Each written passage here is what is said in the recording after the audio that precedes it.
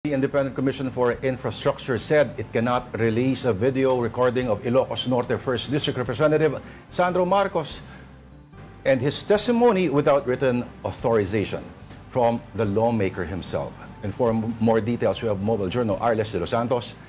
Arles, nagulat pa ba tayo?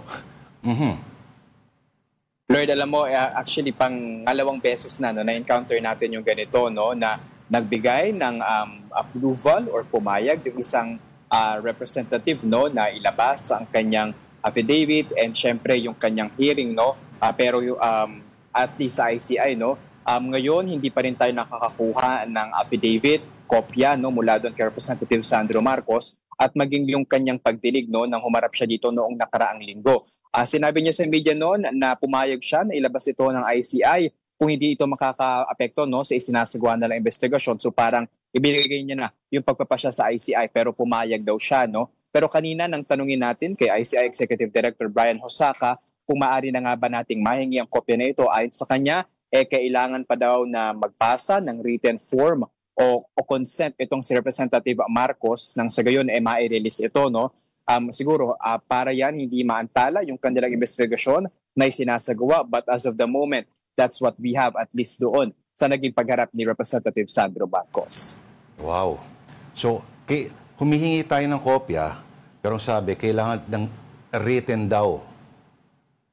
Okay? Written consent ni Representative Marcos na ilabas yung mga yun. May ganong rules pala, no? Alam ba natin yun? O sa bagay, may nilatag ba sila mga guidelines or are they just making up rules along the way? I wanted to ask kung dun sa initial appearance ni Congressman Sandro Marcos, doon na ba siya pinapirma ng parang consent?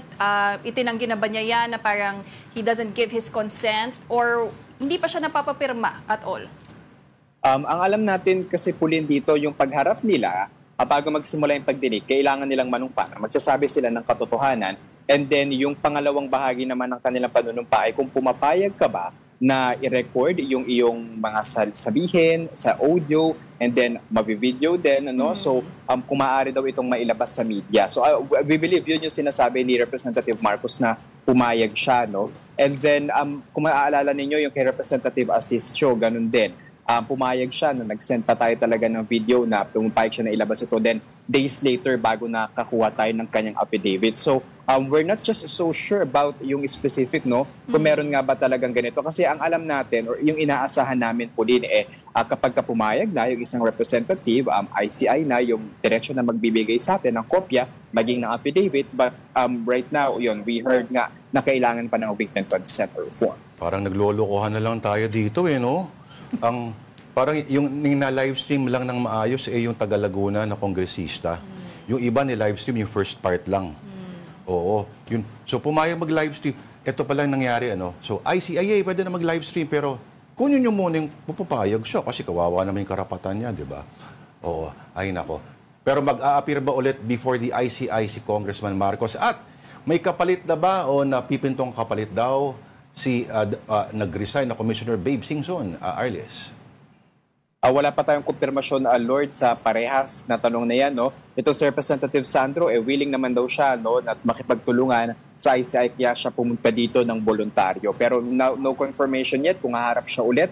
And then doon naman sa papalit kay Commissioner Singson, wala pang pangalan na lumulutang. Kahit si Commissioner Singson wala pang nakikita, no, walang inirekomenda na nais pumalit sa kanya. Pero ang hiling niya sana, no, ito daw ay galing sa korte or probably retired justice, basta meron daw karanasan, no, sa prosecution. Dahil ito yung nakikita nila na mahalaga at silipin talaga sa nagpapatuloy ng mga investigasyon na sinasagawa ng ICI.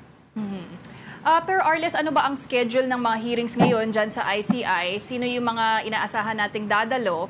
And magi-Christmas break ba ang ICI? Ngayon ngayong araw dapat nakatakda, no, ang panibagong Asset Recovery Technical Working Group meeting, no, ng Independent Commission for Infrastructure. Diyan kasama yung iba't ibang mga ahensya ng pamahalaan. Pero ayon kay ICI Executive Director Brian Hosaka ay hindi raw ito natuloy, no, at i-reschedule ito. Patungkol doon sa mga mambabatas, wala pa tayong nakukuha na schedule ngayong linggo kumpara last week na isahang bagsak nilang inilagay, no, kung sino-sino yung mga asahan natin. Pero so far, hindi na kumpirmado na hindi pa muna haharap, no? Si Representative Eric Yap dito sa ICI na nagsabi nga na nasa labas ng ating bansa. Kanina, may dumating daw o naghatid daw dyan ang ilang mga personnel ng PNP-CIDG ng kahong-kahong mga dokumentong ebidensya. Tungkol saan ba ang mga ebidensyang ito at ano-ano raw ang pinanggalingan ng mga to? Lord, humigit kumulang 50 mga kahon, no, ng mga dokumento na nakaugnay doon sa mga iba't ibang infrastructure projects ng pamahalaan, no, ang ibinaba nga rito ng PNP-CIDG. No, ito na yung ikatlong beses na nagdala dito sila ng mga dokumento at nakita natin, Lord, no, na karamihan sa mga papeles na nilalaman nito ay mula sa Regions 4A at 4B. So yung Calabarzon at Mimaropa, nakita natin doon na ito ay mga flood mitigating structures, no? Yung ilan nga dito nakita natin yung mga contractor nito, no, na award kagaya na lamang sa SunWest Incorporated at LRTK, no? Builders na kasama doon sa top 15 ng mga contractors, no, na inilabas nga at pinangalanan ni Pangulong Bongbong Marcos Jr.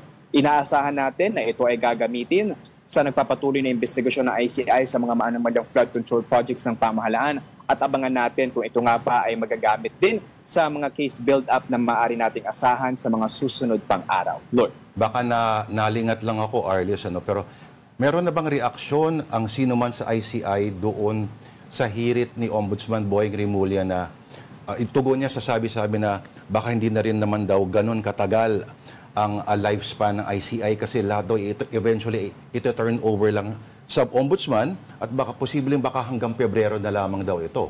Arles, may reaction ba mula sa panig nila? Lord, ang kanilang posisyon naman dyan, no, ang kanilang mandato daw ay kanilang gagampanan, no, patungkol dito nga sa kabi-kabilang mga alegasyon ng korupsyon sa infrastructure projects ng pamahalaan. But right now, what we're looking at is nasa flood control projects pa lamang sila. Dito, di ba, sa kanilang mandato, EO94, dapat yung mga infrastructures for the last 10 to 15 years, no? So, abangan natin kung talaga bang madidissolve natin o agad-agad, no? Pero kung ano man daw ang maging call ng Pangulo, tatanggapin naman daw nila ito ng bukas, no? Pero ipagpapatuloy pa rin nila ang kanilang mandato. Tinanong din natin yan kay ICI Special Advisor Rodolfo Azurin at sinasabi na ano't ano man ang mangyari sa ngayon, talagang focus nila yung pagganap sa kanilang mandato rito. And Arles, isa sa mga ikinalungkot ni outgoing ICI Commissioner Babe Singson is aside from the lack of powers of the ICI, yung kakulangan din sa budget. Diba sinabi pa niya kahit yung mga printer daw kinailangang hiramin. But sabi ng Malacanang, 41 million peso budget has already been given to the ICI. Natanggap na ba talaga yan ng komisyon and are they implementing already the use of this budget? The latest we have about their budget, Pauline, is parang nung Friday. Natanggap na nga nila ito, no? Makikipag-coordinate na lamang daw sila sa Land Bank at aalamin kung paano nga nila gagamitin to, no? Pero kailangan pa natin abangan kung sino nga ba yung magme-manage nito, no? And syempre, no, ito ay for the rest of the time na nag-e-exist ang ICI until pagtatapos ng taon. Papasok na ulit yung 2026. So hindi natin alam kung paano ang magiging setup nila dito, lalo pa at magtatapos na yung taon. Nilabas naman daw sabi ng di ba, tagapagsalita ng Malacanang, walang group chat ang tawag dyan. Pero curious ako, no, kung sa last day ng ICI, ano kaya ang sasabihin ni Arles kung may pagkakataon siya? Ayun. Sa mga tao, sa mga involved. Parang, ganun din naman, di ba? I-safe house nyo na lang si Arles. May diferensya ba? What's the difference? Ganun din naman. Wala naman kayong gustong ilabas, wala kayong gustong ipakita, ipanood sa amin. Challenge yan, very challenging yan as a journalist. So, mag-finger heart ka na lang, di ba, Arles? Finger heart. At after that, finger heart, yung isang finger naman. Good job. Ako yun, kay Arles yun. Ito Thank you. yun. Yan, tama. Ang ating mobile journal, Arles de los Santos. Mahirap yung ginagawa ni Arles. Mahirap yan. Very challenging. And yet, may nakukuha pa rin siya. Yes. Para kang pumipiga sa bato. Di ba? Hinahabol nila, di ba, yung mga nag-a-appear dyan sa ICI. Nag-marathon din sila dyan. In the hopes na magsasalita. Yung iba, dapat nang puprovoke kasi. Ganon sa states, di ba? Kaya makita mo yung mga sa TMZ, kaya nagwawala. Bigyan mo ng tip si Arles. Ng mga pwede niyang... Ano yung mga sensitive points ng isang personalidad. Pag sinigaw mo yun... Respectful tayong mga Pinoy So, Talaga. Kailangan ng ano niyan, guts. Respectful sila. O, habang ninanakawan tayo. Ayun. Gandang umaga po. Ayun lang, yan ang reminder mo. Para mas maging Yes. aggressive. Alright.